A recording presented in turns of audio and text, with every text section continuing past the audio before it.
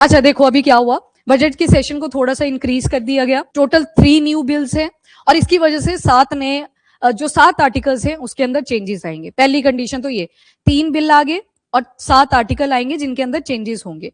अब ये मेंशन कर दिए कौन कौन से आर्टिकल होंगे, जैसे article number 55, article 81, article 82, article 170, article 330, article 332 and article 334A। Done, ये आर्टिकल हैं जिनके अंदर चेंजेस आएंगे, तो इनको आगे देखते हैं। ठीक है, अब की एरियाज कौन कौन से कवर होंगे जब ये 3 बिल्स रिप्रेजेंट करे जाएंगे कि कौन कौन से एरियाज पे ये इंपैक्ट डालेंगे। नंबर 1 एग्जीक्यूटिव वाला पार्ट, क्योंकि प्रेसिडेंट के इलेक्शन और वाइस प्रेसिडेंट के इलेक्शन जब भी होते हैं तो वहां पे एमपीज का रोल आता है, आपकी स्टेट लेजिस्लेटिव असेंबली का रोल आता है। मतलब जब मैंने प्रेसिडेंट की बात करी तो इलेक्टेड एमपीज, इलेक्टेड एमएलए आ जाते हैं। वाइस प्रेसिडेंट की बात करी तो यहाँ पे इलेक्टेड और नॉमिनेटेड एमपीज आ जाते हैं। तो यहाँ पे क्या बोल रहे हैं कि जो इलेक्शन होंगे इसमें भी कुछ चेंजेस आएंगे। नंबर 2 लेजिस्लेचर, जो पार्लियामेंट और स्टेट लेजिस्लेटिव असेंबली है उसमें कॉम्पोजिशनल चेंज देखने को मिलेगा। जैसे अभी के लिए 545 सीट्स हैं लोकसभा के अंदर, अगर उसमें से भी 2 एंग्लो इंडियन की सीट्स को साइडलाइन कर दिया जाए तो आपके पास आ गई 543। उसमें से बोला कि हम टोटल ये कितने पे लेके जाएंगे, 815 स्टेट के लिए और बाकी की जो 20 सीट्स रहेंगी वो यूटीज के लिए चली जाएंगी।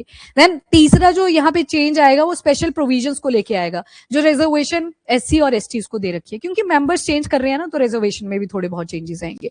अब लॉ मिनिस्टर, जो यूनियन लॉ मिनिस्टर हैं, उन्होंने बोला कि मैं 131st अमेंडमेंट बिल को 2026 को टेबल करने जा रहा हूँ।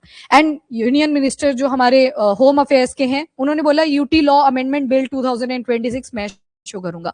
यहाँ पर वो वाली यूटीज आ जाएंगी जिनका अपना अपना लेजिस्लेचर है, जैसे दिल्ली, जेके एंड पुडुचेरी, उनका स्पेशल मेंशन रहेगा। डिलिमिटेशन बिल 2026, इसके बारे में देख लो। अब इसमें बोला कि हम रीएडजस्टमेंट करेंगे कॉन्स्टिट्यूएंसीज की, क्यों? क्योंकि पॉपुलेशन में चेंजेस आए हैं तो कॉन्स्टिट्यूएंसीज में चेंजेस करना जरूरी है। इमेजिनरी लाइन सोच लो आप ऐसे कि पॉपुलेशन अगर बढ़ी है तो ज्यादा वहां पे रीड्रॉइंग करनी पड़ेगी, दैट इज डिलिमिटेशन। तो मतलब जो बाउंड्रीज हैं इलेक्टोरल कॉन्स्टिट्यूएंसीज की, इलेक्टोरल कॉन्स्टिट्यूएंसीज की बोलते हैं ना, आपकी कॉन्स्टिट्यूएंसी से कौन खड़ा हुआ है इस बारी, तो ये बॉर्डर्स की बात नहीं कर रहे हैं कि आप यूपी का बॉर्डर देखने लग जाओ कि कौन से स्टेट के साथ लग रहा है, उसमें चेंजेस करे जाएंगे। ये कॉन्स्टिट्यूएंसीज की बात कर रहे हैं। अब कितनी बार डिलिमिटेशन अभी तक हुआ है, तो 4 बार। 1952 में पहले सेंसस के बाद, अब देखो ये पहले सेंसस के बाद हुआ था, फिर 1963 में करा, दोबारा से सेंसस हुआ, फिर से डिलिमिटेशन हुआ, रीड्रॉइंग करी गई बाउंड्रीज की। कौन सी बाउंड्रीज? जो कॉन्स्टिट्यूएंसीज की थी, ठीक है, एंड इलेक्टोरल कॉन्स्टिट्यूएंसीज की। और फिर आया 1973 का सेंसस, मतलब दोबारा से सेंसस हुआ, उसके बाद दोबारा से 1973 के अंदर डिलिमिटेशन करा गया। पर 1976 में इसे फ्रीज कर दिया गया कि आप बार बार जो रीड्रॉइंग है वो नहीं कर सकते, वहां पे जगह नहीं बचेगी बैठने के लिए, इंफ्रास्ट्रक्चर कैपेबिलिटी हमारी नहीं है, और ऊपर से पॉपुलेशन में भी हमें कंट्रोल करना था कि ज्यादा पॉपुलेशन अब ना बढ़े, तो यहाँ पे फ्रीजिंग कर दी गई। फिर जाके एक और डिलिमिटेशन हुआ 2002 के अंदर, ये 2001 के सेंसस के ऊपर बेसिस था। मतलब आप अगर सीक्वेंस ध्यान दें तो हमेशा सेंसस के बाद क्या करी जा रही है? डिलिमिटेशन, क्योंकि जब फ्रेश सेंसस आपके पास आएगा तो उससे क्या होगा, आपके पास डेटा बिल्कुल फ्रेश होगा और डिलिमिटेशन यानी कि जो रीड्रॉइंग है कॉन्स्टिट्यूएंसीज की उस हिसाब से आप कर पाओगे। यहां तक डन। अब ये 4 बार हुआ था, ध्यान रखना। 26 वाला फिर 5वां काउंट होगा जब ये पूरा हो जाएगा, ठीक है। अच्छा, अब चेंजेस क्या करे जाएंगे? नंबर 1 तो ये कि जो लोकसभा की सीट्स है स्टेट और यूटीज के अंदर, उनको चेंज करा जाएगा, नंबर 1। एंड जो number of seat state legislative assembly के अंदर भी हैं उसमें भी थोड़े बहुत चेंजेस करे जाएंगे ताकि फेयर रिप्रेजेंटेशन हो सके as per the population change. जैसे जैसे पॉपुलेशन चेंज हो रही है उसके हिसाब से फेयर रिप्रेजेंटेशन आनी चाहिए। अब उन आर्टिकल्स को देखो जिसमें बोला कि इन 3 बिल्स की वजह से कौन कौन से आर्टिकल्स इंपैक्ट होंगे। नंबर 1 आ गया आपके पास आर्टिकल नंबर 55, ये इलेक्शन ऑफ प्रेसिडेंट के साथ डील करता है। तो बोला कि हम रिप्रेजेंटेशन ऑफ स्टेट उसमें यूनिफॉर्मिटी को मेंटेन करेंगे जब भी इलेक्शन कंडक्ट करे जाएंगे प्रेसिडेंट के। फिर सेंटर और स्टेट के बीच में पैरिटी मेंटेन रहनी चाहिए, ये आर्टिकल नंबर 55 के अंदर बोला। अब आपने देखा ना कि कुछ एरियाज कवर होंगे, जिसमें पहला हेडिंग था एग्जीक्यूटिव, एग्जीक्यूटिव के अंदर आपने देखा election of president and vice president. अब इलेक्शन प्रोसेस में होता है इलेक्टोरल कॉलेज। इलेक्टोरल कॉलेज का मतलब होता है यहाँ पे इलेक्टेड एमपीज भी आएंगे और इलेक्टेड एमएलए भी आएंगे। इलेक्टेड लिखा है इसको। वहीं पे वाइस प्रेसिडेंट के केस में अगर देखोगे तो वहां पे इलेक्टेड प्लस नॉमिनेटेड एमपीज आएंगे। इनको बुलाने की जरूरत नहीं होती। बोला कि प्रेसिडेंट एक ऊंचा औहदा है तो स्टेट्स की रिप्रेजेंटेशन भी होनी चाहिए, वाइस प्रेसिडेंट के केस में जरूरत नहीं होती। यहाँ नॉमिनेटेड नहीं बुलाए जाते। तो नंबर 1 तो यही आ गया आर्टिकल नंबर 55। तभी यहाँ पे प्रेसिडेंट के इलेक्शन के बारे में ज्यादा बात करी है रादर देन वाइस प्रेसिडेंट के इलेक्शन के। अब हर एक मेंबर की जो वोट वैल्यू होती है वो स्पेसिफिक रहती है। क्यों? क्योंकि जैसे यूपी आ गया, देन दूसरा एग्जांपल हमने बिहार का उठा लिया था, यहाँ पे भी टोटल पॉपुलेशन, यहाँ पे भी टोटल पॉपुलेशन डिवाइडेड बाय जितने भी वहां पे एमएलएस रहेंगे, डिवाइडेड बाय जितने भी वहां पे एमएलएस रहेंगे। कंसीडर लेट्स से मुझे पॉपुलेशन नहीं है ध्यान में कि एक्चुअल वैल्यू कितनी है, कितने वहां पे एमएलएस आएंगे, तो हम एग्जांपल ले लेते हैं कि यहाँ से जो वैल्यू निकल के आई वो 350 निकल के आई, यहाँ से जो वैल्यू निकल के आई वो 250 निकल के आई। तो जब प्रेसिडेंट के इलेक्शन में ये एमएलए यहाँ पे वोट करने जाएंगे तो यूपी वालों का कितना रहेगा वोट वैल्यू 350 और इनका कितना रहेगा 250। तो ये क्या शो कर रहा है कि जहां पे जितनी ज्यादा पॉपुलेशन उतना ही ज्यादा फायदा, क्योंकि उनके जो वोट की वैल्यू प्रेसिडेंट के इलेक्शन में रहेगी वो कितनी आ रही है, ज्यादा निकल के आ रही है जहां पे पॉपुलेशन ज्यादा है, क्योंकि दोनों का इन्वॉल्वमेंट था ना, ऊपर टोटल पॉपुलेशन आप ले रहे हो। देन नेक्स्ट ये बैलेंस शो करेगा लार्ज और स्मॉल स्टेट्स के बीच में। ये बोला जा रहा है, बोल के निकल के तो नहीं आ रहा, एटलीस्ट हमें जो चीजें दिखाई दी अभी तक के लिए। देन आते हैं लोकसभा और delimitation provision, article number 55 done, जिसमें आपने देख लिया कि कैसे एग्जीक्यूटिव वाले पार्ट में इलेक्शन ऑफ प्रेसिडेंट हैम्पर करेंगे, उसमें कुछ चेंजेस आएंगे जब आप डिलिमिटेशन कर दोगे। Number 1 clear, article 55। देन आते हैं आर्टिकल 81 की तरफ। ये कॉम्पोजिशन शो करता है लोकसभा की, जैसे कॉम्पोजिशन ऑफ लोकसभा, ठीक है। जब आप पार्लियामेंट को बनाते हो ऐसे ट्रायंगल ड्रॉ करते हो, यहाँ पे लाइब्रेरी आ जाती है और ये वाला लोकसभा है, यहाँ राज्यसभा है। यहाँ पे टोटल कितने देख रहे हो 545, उसमें से आपने देखा कि जो 2 एंग्लो इंडियंस है जो नॉमिनेटेड हुआ करते थे और 104th कॉन्स्टिट्यूशनल अमेंडमेंट एक्ट के तहत बोल दिया इनकी सीट अब खाली, तो सीट खाली है, इस वजह से 545 की जगह पे आप कितना लिखोगे 543। अब इसको भी क्या किया जाएगा, इंक्रीज करा जाएगा और 815 दिए जाएंगे किसको, स्टेट्स को, और 20 किसको बोले, यूटीज को। ये तो डिस्ट्रीब्यूशन बता दिया। तो नंबर 1 क्या बोल रहा है कि आर्टिकल नंबर 81 बात करता है लोकसभा के अंदर जो कॉम्पोजिशन है, नंबर 1 जो चीज बात कर रहा है। फिर बोला कि 530 मेंबर्स मैक्सिमम स्टेट से आते हैं और 20 मेंबर यूटी से आ जाते हैं। देन मेंबर जो इलेक्टेड होते हैं फ्रॉम द टेरिटोरियल कॉन्स्टिट्यूएंसी, मतलब वही वाला जो आपने एमएलए का रोल देखा।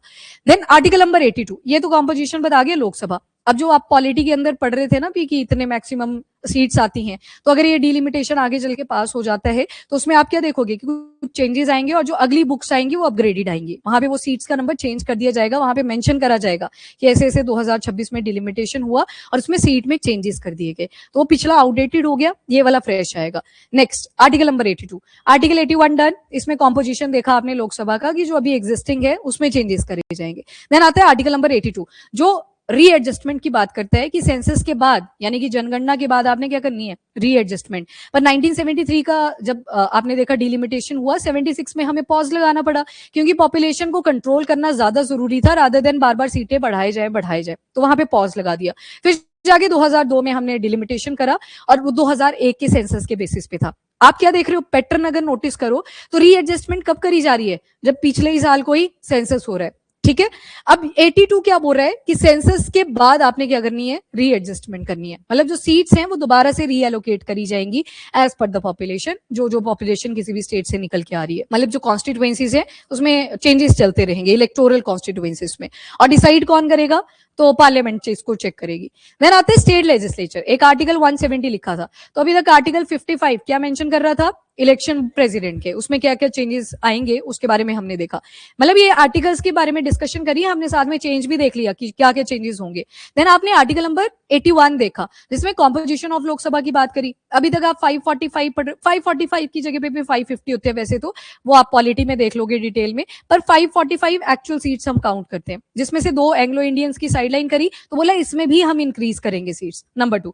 एंड देन आपने आर्टिकल नंबर 82 देखा, 82 किसके बारे में बात कर रहे हैं कि सेंसस के बाद रीएडजस्टमेंट आपको करनी पड़ेगी, डिलिमिटेशन करनी पड़ेगी, वो किसमें देखा, आर्टिकल नंबर 82 में, ठीक है। अब आते हैं स्टेट लेजिस्लेचर में, और डिलिमिटेशन वाले पॉइंट में ही याद करो क्या बोला अब कि कोई भी सेंसस पिक करा जा सकता है, पर जो पैटर्न आप नोटिस करते आ रहे हो उसमें क्या देख रहे थे कि सेंसस के बाद रीएडजस्टमेंट हो रही थी, पर जो चेंज यहाँ पे प्रपोज करा गया उसमें क्या बोला है, एनी सेंसस, वहां पे ये नहीं बोला कि पिछले वाला जो सेंसस रहेगा उसके बेसिस पे। ओके, आर्टिकल नंबर 82 यहाँ पे रीएडजस्टमेंट की बात करी हमने कि सेंसस के बाद रीएडजस्टमेंट रहेगा। जनगणना तो पता है ना सभी को, कोई ऐसा जिसको ना पता हो, वो टीचर्स आते थे आपसे पूछते थे फैमिली में बेटा कौन कौन रहता है, वही जनगणना थी, काउंटिंग कर रहे थे लोगों की, ताकि जब भी गवर्नमेंट स्कीम चलाए कोई तो उनको पता हो कि हमारे पास कितनी जनता है, कौन इसके बेनिफिशियरी निकल के आएंगे, ठीक है। तो वो सेंसस से मैंने बताया नहीं, वो छूट गया था मुझसे, ठीक है। स्टेट लेजिस्लेचर के केस में आर्टिकल नंबर 170, अब जैसे आर्टिकल नंबर 81 में आपने देखा लोकसभा की कॉम्पोजिशन, वैसे यहाँ पे कॉम्पोजिशन आ जाएगी स्टेट लेजिस्लेटिव असेंबली की, ठीक है।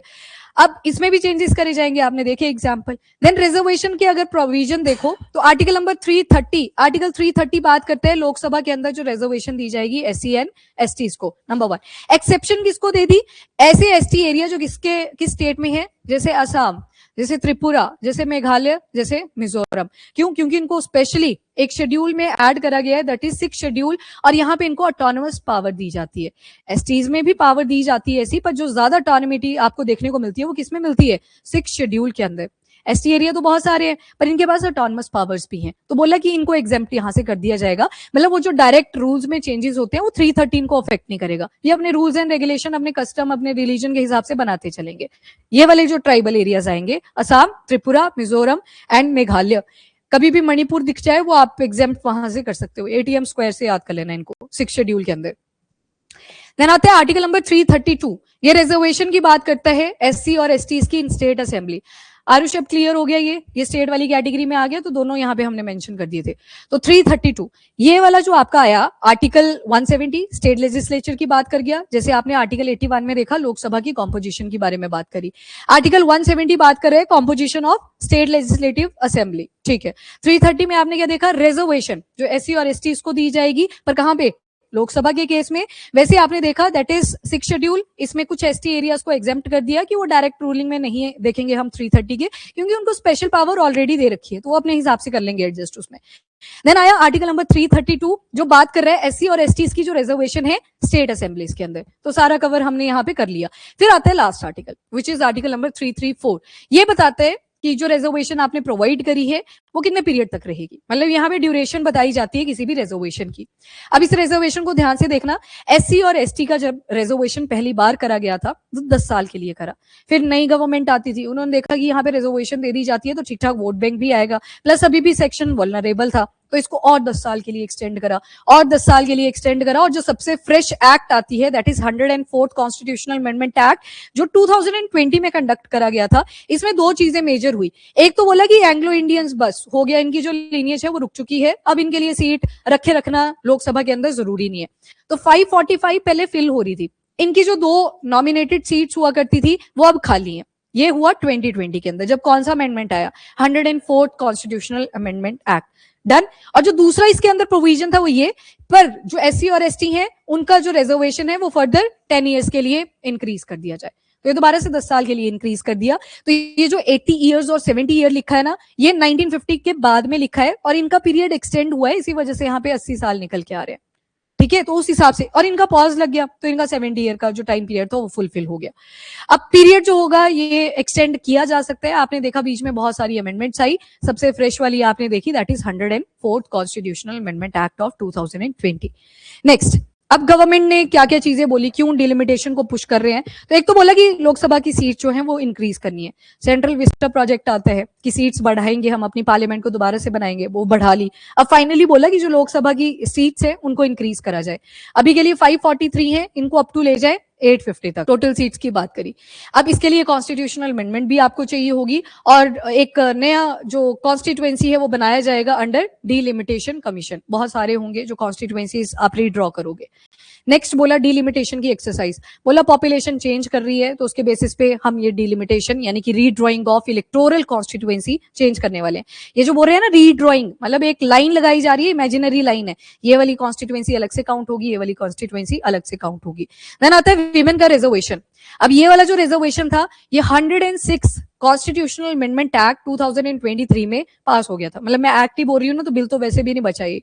और उसमें क्या बोला, 1/3 सीट ये रिजर्व कर दी जाएंगी, 1/3 मतलब 33% विमेन के लिए रिजर्वेशन होगी। पर ये कब करी जाएगी, जब डिलिमिटेशन हो जाएगा। और डिलिमिटेशन कब होना था, जब सेंसस हो जाएगा, क्योंकि आप बार बार देख रहे हो सेंसस के बाद क्या आ रहा था, डिलिमिटेशन। ये कंडीशन यहाँ पे मेंशन करी थी। कौन सा एक्ट है, विमेन रिजर्वेशन एक्ट ऑफ 2023, और पॉपुलरली इसको बोला जाता है नारी शक्ति वंदन अधिनियम। यहां तक स्टोरी क्लियर है, ठीक है। अब जब तक डिलिमिटेशन नहीं होगा तब तक ये इंप्लीमेंट नहीं होगा, तो तभी आपने पहले क्या पढ़ा, डिलिमिटेशन, फिर उसके बाद क्या आया, विमेन रिजर्वेशन। लग गया पता। और उसमें एक कंडीशन दी थी कि जब डिलिमिटेशन हो जाएगा तब ये इंप्लीमेंट करा जाएगा। कहां पे, 1 लोकसभा, 2 स्टेट लेजिस्लेटिव असेंबलीज। और यहाँ पे लोकल बॉडीज का मेंशन नहीं करा है, क्योंकि लोकल बॉडीज में ऑलरेडी अमेंडमेंट हो चुकी थी 73rd एंड 74th। ये आई थी आपकी पंचायत के लिए, ये आई थी म्यूनिसिपैलिटी के लिए। जब यहाँ पे इलेक्शन आते हैं तो आपने सुना होगा अपने गांव वगैरह में, या आप सिटी से बिलोंग करते हो, कि इस बार जो रिजर्वेशन है वो किसको दी गई है, विमेन को दे रखी है। तो मतलब लोकल बॉडीज में तो ऑलरेडी इंप्लीमेंटेड था। ये जो 106 अमेंडमेंट के अंडर चेंजेस करने को बोले थे, ये किस किस को लेके बोले थे, Lok Sabha and state legislative assemblies. अब डन, लोकसभा का मेंशन यहाँ पे 330A के अंदर है, स्टेट असेंबलीज का मेंशन 332A के अंदर है with respect to reservation of women. और लास्ट में याद रखना, जो ड्यूरेशन है रिजर्वेशन की, फीमेल वाली जो विमेन रिजर्वेशन है वो 334A के अंदर ही मेंशन करी गई है। मैंने 330 बोला ना, 4 तो नहीं बोल दिया यहाँ पे। हाँ, 330A है, यहाँ 332A है और यहाँ पे 334A है। यहाँ पे अब एक कंडीशन है कि जब विमेन को रिजर्वेशन इंप्लीमेंट कर दी जाएगी, पहला जो उसका पीरियड रहेगा दैट इज 15 ईयर्स का, पर ये एक्सटेंडेबल है।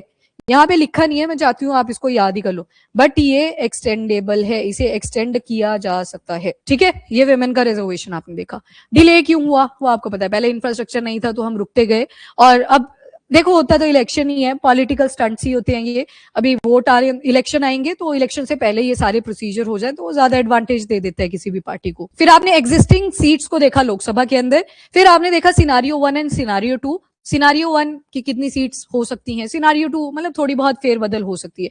एग्जाम्पल आपने उठाया जैसे बिहार 40 अभी के लिए, और इसको बोला कि जब ये रीएडजस्टमेंट कर दी जाएगी तो यहाँ पे सीट या तो 60 हो सकती है या फिर 73। अगेन आपको क्या दिखाई दे रहा है, जहां पे ज्यादा पॉपुलेशन उनको ज्यादा वेटेज मिल रही है। देन आपने दूसरा एग्जांपल उठाया, लेट्स से यहाँ पे हरियाणा का, हरियाणा में अभी सीट्स 10 है और इनको बोला या तो 15 या तो 18 तक ये चली जाएंगी। अब इसके बाद सीधे आ जाओ यूपी के पास, अभी के लिए एग्जिस्टिंग सीट्स आपको लोकसभा में 80 मिलेंगी। अब ये 80 की जगह या तो 120 या तो 140, रिकॉर्ड ही तोड़ गई ये वाली स्टेट। तो ये क्या शो कर रहा है अगेन, कि जहां भी ज्यादा पॉपुलेशन वहां भी ज्यादा वोट बैंक आपको मिल जाएगा। देन अगेन नेक्स्ट आपने एक एग्जांपल देखा, महाराष्ट्र का देखोगे तो 48 है, इसको 72 और 79 तक बोला है। केरला में, अब साउथ पार्ट ऑफ इंडिया में चलो, केरला में देखोगे 22 सीट्स अभी एग्जिस्टिंग है, इसको क्या बोला, या तो 30 या तो 23। इनको तो घटना ही बोल दिया, सिनारियो 2 में घट भी सकती हैं, तो थोड़ा शांति से चले। तो ठीक है, ये सिनारियो दिखा रहा है, ये हुआ नहीं है फिक्स, अभी सिनारियो बोले हैं कि ये सिनारियो बन सकते हैं। एंड देन एक एग्जांपल आपने देखा तमिलनाडु का, अभी के लिए एग्जिस्टिंग 39, ये 59 हो सकते हैं या 51। अब ये कंपेयर कर रहे हैं खुद को, आंध्र प्रदेश का भी देख ही लो, यहाँ पे आ जाएगी आंध्र प्रदेश, ये वाला तेलंगाना और आंध्रा इकट्ठी लिखी है इनकी, यहाँ पे 42, ये 63 या 59। जहां पे फर्टिलिटी रेट का आपने इशू पड़ा था, 1.5 पे इनकी टोटल फर्टिलिटी रेट आया, और यहाँ की सरकारें क्या कर रही हैं, इंसेंटिव दे रही हैं। 25,000 रुपया अगर 2 बच्चे करते हो या 3 बच्चे करते हो तो पर बच्चे में आपको 25,000 रुपए का इंसेंटिव मिलेगा। तो फर्टिलिटी रेट बढ़ाने के लिए इधर इंसेंटिव देने पड़ रहे हैं, इधर रोक ही नहीं पा रहे हैं। कॉन्ट्रासेप्टिव इतना ज्यादा कैंपेन चलाई, एड चलाई, रोक ही नहीं पा रहे हैं। तो बोले कि पॉपुलेशन जहां पे बढ़ रही है उनको आप रिवॉर्ड दे रहे हो, और जिन्होंने पॉपुलेशन को कंट्रोल करा उनको आप पनिशमेंट दे रहे हो। ये तो वही चीज शो कर रहा है। और इवन आप सीट्स में जब चेंजेस कर रहे हो, फिर से उन्हीं को सीट ज्यादा मिल रही है। ठीक है, ये आगे सीट्स के हिसाब से। बाकी जो स्टेट्स है ना, कई बार स्टेट के पेपर में ऐसा क्वेश्चन आ जाता है कि इस स्टेट के अंदर, लोकसभा के अंदर कितनी सीट्स एलोकेट करी गई हैं, तो वो सारी आपने एक बार देख लेनी है। याद है तो ठीक है, नहीं है तो ऊपर नीचे, अब उसमें कुछ नहीं कर सकते, याद रहती नहीं है वैसे ये। अंडमान एंड निकोबार के केस में अभी एग्जिस्टिंग सीट इज 1, इसमें बोले या तो 2 कर देंगे या फिर 1 ही रखेंगे, देख लेंगे हम अपने हिसाब से। ये वाली पॉलिटिकल स्टेटमेंट है कि इससे पॉलिटिकल जो टेंशंस हैं वो इमर्ज होती हुई दिखेंगी। अब बताओ मुझे, यहां तक स्टोरी क्लियर है सभी को? आगे ना पक्का, जो पॉलिटी नहीं पढ़ी थी जिन्होंने, थोड़ा थोड़ा आइडिया तो लग ही गया होगा। जब पॉलिटी कर लोगे फिर आपको ये हलवा ही लगेगा कि अच्छा ये करा था, इतना सा था, मैम ने तो इतना कॉम्प्लेक्स करवा दिया था, क्योंकि उस टाइम आपने पॉलिटी को सीक्वेंस में पढ़ लिया होगा। ठीक है, अभी के लिए इसको कर लो थोड़ा सा एडजस्ट। अब गवर्नमेंट ने क्या प्रपोज करा, गवर्नमेंट भी तो बोलेगी अपने फेवर में कुछ। नंबर 1 तो यही, लोकसभा की सीट बढ़ाने जा रहे हैं, अभी 543 है, 850 तक लेके जाएंगे, स्टेट को 815, मैंने 20 बोला था क्या पीछे, वो एग्जिस्टिंग बोल दी होगी। ठीक है, ये 35 तक यूटीज की, चलो आप माइनस भी कर सकते थे। 850 अगर टोटल है तो 815 अगर स्टेट को जा रही है तो 35 किसके लिए बच गई, यूटी के लिए। ठीक है, अब इसका मेन एम यही है कि पॉपुलेशन ग्रोथ जो हुई है उसको एडजस्ट करना है। अच्छा, आइडिया टू मेंटेन स्टेट का प्रोपोर्शन, ये इनफॉर्मल है, ये बिल के अंदर लिखा हुआ आपको नहीं मिलेगा। इसमें जस्ट बोला गया कि हो सकता है जो सीट्स है वो 50% इंक्रीज कर दी जाए।